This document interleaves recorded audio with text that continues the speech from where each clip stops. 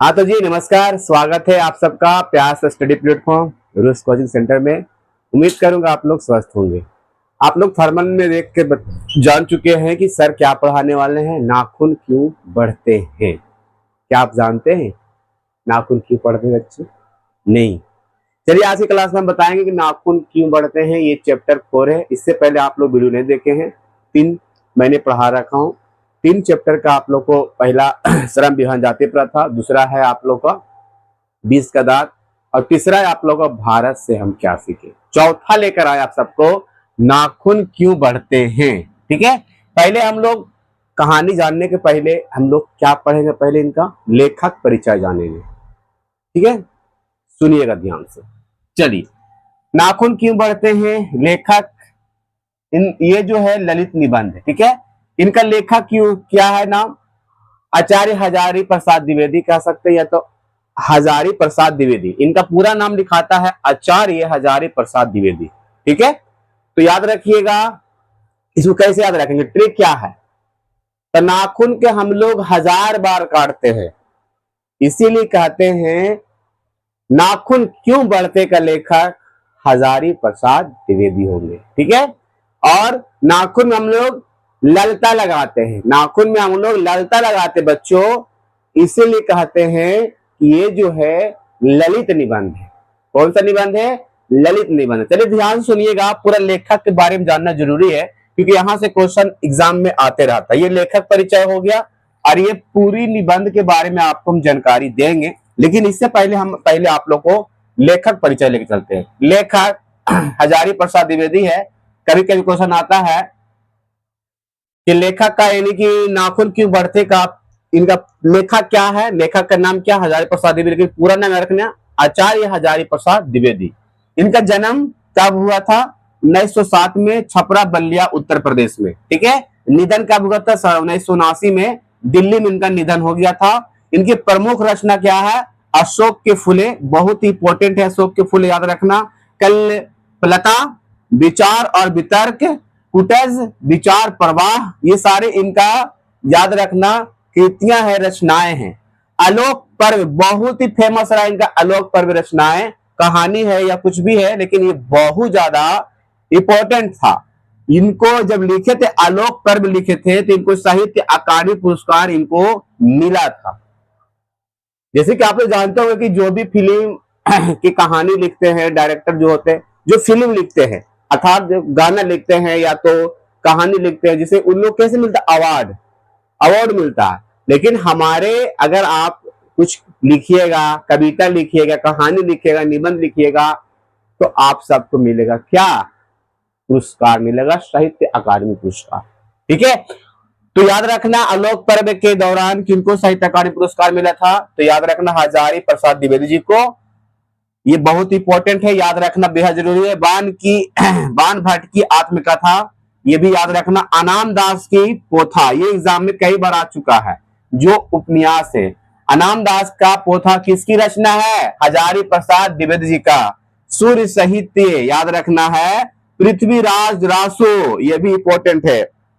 इसने पत्रिका का भी संपादन किए थे, ये पत्रिका का संपादक है, याद रखिए कौन सा, तो शांति निकेतन। शांति निकेतन एक पत्रिका है, इनका संपादक हमारे हजारी प्रसाद द्विवेदी जी ने किए थे, जो इनको दूसरा नाम जाना था विश्व भारती। शांति निकेतन पत्रिका को हम लोग विश्व शांति विश्व भारती के नाम से भी जानते हैं। इनका पुरस्कार 2 मिला। कितने मिले पुरस्कार हजारी प्रसाद द्विवेदी जी को, 2 पुरस्कार मिला सर। कौन कौन, पहला पुरस्कार है आलोक पर्व लिखे थे तो इनको साहित्य अकादमी पुरस्कार मिला था, और जब भारत सरकार द्वारा इन्हें पद्म भूषण दिया गया, तो याद रखना पद्म भूषण किसके दिया गया, तो हजारी प्रसाद द्विवेदी। किनको द्वारा दिया गया, तो याद रखिएगा आप सब, भारत सरकार द्वारा दिया गया। ये इनका याद रखना बेहद जरूरी, आप स्क्रीनशॉट कर लीजिए। अगर इतना आप याद कर लेते हैं तो यहीं से एग्जाम में आता है, और 2025 बोर्ड के लिए वेरी वेरी इंपॉर्टेंट है ये। ठीक है, बिहार के बच्चों के लिए है। निबंध, ये एक ललित निबंध है। नाखून क्यों बढ़ते हैं बच्चों, क्या पता है, बता सकते हैं, डू यू नो, क्या आप जानते हैं नाखून क्यों बढ़ता है? नहीं सर, अगर हम देखा जाता है नाखून क्यों बढ़ता, अगर सवाल किया जाए आप सबसे, तो नाखून देखा जाए एक तरफ से, नाखून ये है आप लोग का ऊपर वाला परत देखते हैं, ऊपर वाला परत जो होता है मृत होता है। अगर साइंटिफिक की बात किया जाए, विज्ञान के अनुसार बात किया जाए, साइंस के अनुसार बात किया जाए, तो मैं आपको समझाता हूँ। मैं भी नहीं जानता हूँ कि नाखून क्यों बढ़ता है, लेकिन साइंस के अनुसार मैं जानता हूँ। लेकिन ये बुक्स निबंध है, इनके अनुसार मैं नहीं जानता हूँ। मैं पढ़ूंगा, मैं आपको सामने बताऊंगा कैसे बढ़ता है, ठीक है। साइंस के अनुसार अगर बात किया जाए डियर, तो नाखून के जो ऊपर वाला परत होता है मृत होता है, लेकिन इससे जो कोशिका से जुड़ा हुआ है, सेल से जुड़ा हुआ, इसके पीछे जो कोशिका जो है जीवित होती है, और हमारा बॉडी क्या होते रहती है, अंग विकसित होते रहती है। और जैसे जैसे विकसित होती रहेगी तो ये जो सेल है इसे ढकेलते रहता है, ढकेलते रहता है, तो ये बढ़ते रहता है। इसीलिए ये नाखून हमारा हमेशा बढ़ते रहता है। क्या है नाखून की समझ में आया, लेकिन यहाँ पर जो बातें हो रही है कि नाखून क्यों बढ़ते हैं, कभी कभी ना बच्चे लोग भी हम लोग से, बच्चे लोग भी ऐसा सब उतंग पतंग सवाल कर रहे थे ना, कि हम लोग उसका जवाब नहीं जानते हैं, अजीब अजीब सवाल करते हैं। एक हमारे घर में भतीजा है, अब तो बड़ा हो गया, भतीजा मेरा है घर पे, कहता है अंकल अंकल ये गाड़ी इधर क्यों जाती है? अजीब ही अजीब सवाल। अरे भाई साहब से कहीं जाना है, जा रहा है। अंकल अंकल हम लोग खाना क्यों खाते हैं? अरे खाना खाते पेट भरने के लिए, ये भी कोई सवाल है? अंकल अंकल हम लोग शादी क्यों करते हैं? शादी क्यों करते हैं? ये भी अजीब सवाल है यार। ऐसे ही आप लोग के लिए हम वीडियो बना रहे थे, अंकल आप वीडियो क्यों बनाते हैं? अरे मैं वीडियो इसलिए बनाता हूँ कि मैं रात को देखूं मैं खुद, इसीलिए वीडियो बनाता हूं। उसी प्रकार अजीब सवाल पूछ देती है लेखा का पुत्री। ये लेखा का पुत्री है, ये खुद लेखक है, लेखक है, अरे इनका पुत्री है, पुत्री का नाम पता नहीं है, यहां पर दिया गया, कोई आता पता नहीं है। लेखक छोटी पुत्री ने सवाल किया अपना पिताजी, जा गया, पिताजी पिताजी पिताजी नाखून क्यों बढ़ते हैं? तो लेखक को भी पता नहीं भाई साहब, न मुझे ही पता है, लेकिन साइंस का अनुसार पता है, लेकिन ये जो बुक्स में लिखा गया मुझे ही पता नहीं था। मैंने जब पढ़ा तो पता चला कि हाँ रियल में इस तरह से बढ़ता है। तो क्वेश्चन आएगा कि लेखा के सामने, लेखा के प्रश्न यानी नाखून क्यों बढ़ता है, लेखा के सामने कैसे सामने आया? तो लेखक के सामने नाखून क्यों बढ़ता तब आया जब उसकी छोटी पुत्री जाके पूछी पिताजी पिताजी नाखून क्यों बढ़ता है, तब लेखक के सामने यह प्रश्न आया। यहां से ये क्वेश्चन आता रहता है, इसलिए मैंने बताया आपको आंसर। दूसरा याद रखना, तो ये बेटी ने प्रश्न पूछा पार्श्ववृत्ति, जो नाखून है हमारा पार्श्ववृत्ति है, यानी हजारों लाखों वर्ष पहले हमारे पूर्वज लोग असभ्य थे, जानवर थे, आदि मानव थे, तो वो लोग कहाँ रहा करते थे? जंगलों में रहा करते थे। और जंगलों में किसकी राह चलती है? जानवरों को राह चलती है।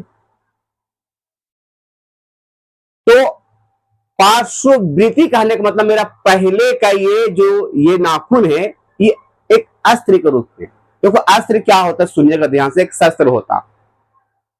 शस्त्र का मतलब जैसे कि हम तुझे मार रहा हूं, किस चीज को, जैसे गोली से जिसको मार रहा हूं, मार रहा तुझे, आपको गोली मार रहा हूं, तो ये हो गया शस्त्र। और आप मुझे मारिएगा, मैं आपको रोक लूंगा इस तरह से। तो जो मतलब ये रोकने का काम है, मतलब स्वयं की रक्षा करने के लिए वो अस्त्र हो गया, और मारने के लिए शस्त्र हो गया। रोकने के, बचाने के लिए अस्त्र है, अब मारने के लिए शस्त्र है। तो भाई साहब जानवरों जंगल में रहा करते थे, आदि मानव जैसे पूर्वजों के लिए पूर्वज, हम नहीं, हमारे पूर्वज, लाखों वर्ष पहले की बात किया जा रहा है। तो जंगल में रहा करते थे और जानवर की रात चलती है, तो सर क्या होता था, और उन लोग को भूख लगता था, हम लोग को खाने के लिए आदत था, तो कोई ना चीज तो होना चाहिए ना बचाव करने के लिए। यही हमारे पास था, नाखून अस्त्र के रूप में। तो हम लोग नाखून से अपना बचाव करते थे, नाखून से हम लोग क्या करते थे, बचाव करते थे। सर उस समय हसुआ नहीं था, चाकू नहीं था, तलवार नहीं था, अरे भाई साहब कुछ नहीं था, ये सब कुछ नहीं था उस समय।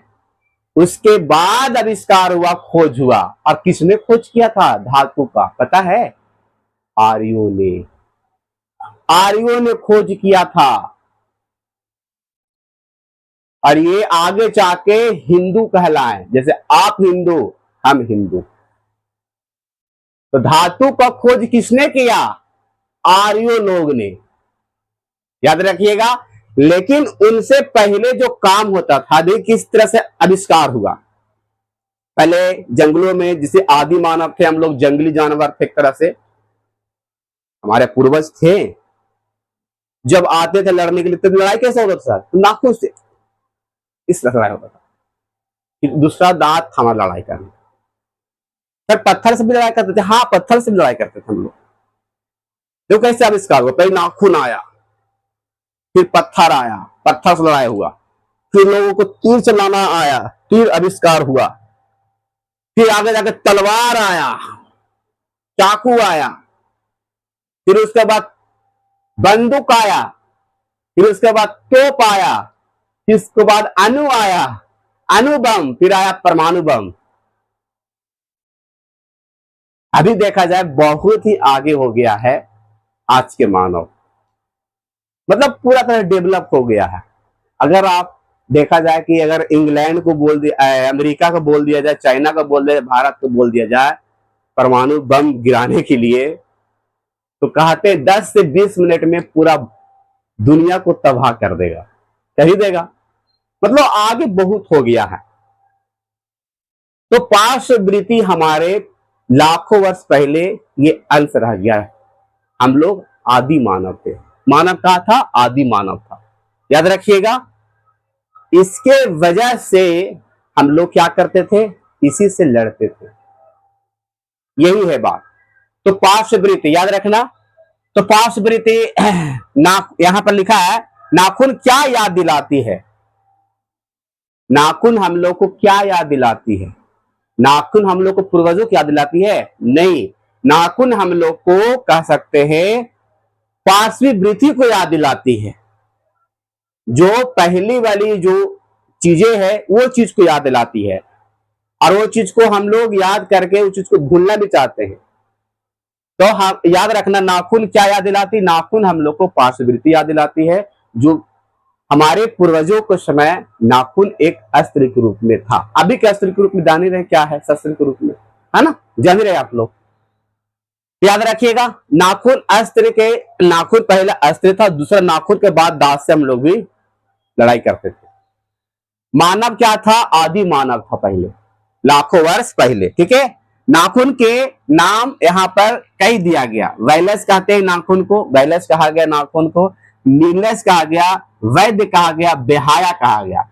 हर नाखून तीसरा दिन हमारे, अगर आप 2 दिन पहले नाखून काटे हैं तो तीसरा दिन आपको उपस्थित हो जाएगा। बेहाया है, बेशरम है, वैद्य है, इसका नाम बोले हैं लेखक ने। और 7 दिन में पूरा नाखून आ जाता है, आ जाता है ना, ध्यान से सुनिएगा।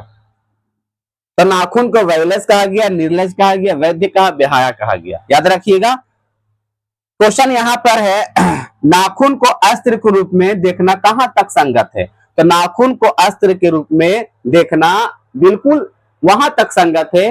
कह सकते कि जब हमारे पास कुछ अस्त्र नहीं था तो हमारा नाखून ही अस्त्र था अपना सुरक्षा के लिए, बिल्कुल कह सकते हैं। इसीलिए कह सकते हैं कि हमारा नाखून के रूप में, अस्त्र के रूप में, पार्श्ववृत्ति के रूप में यह हमारा अस्त्र था।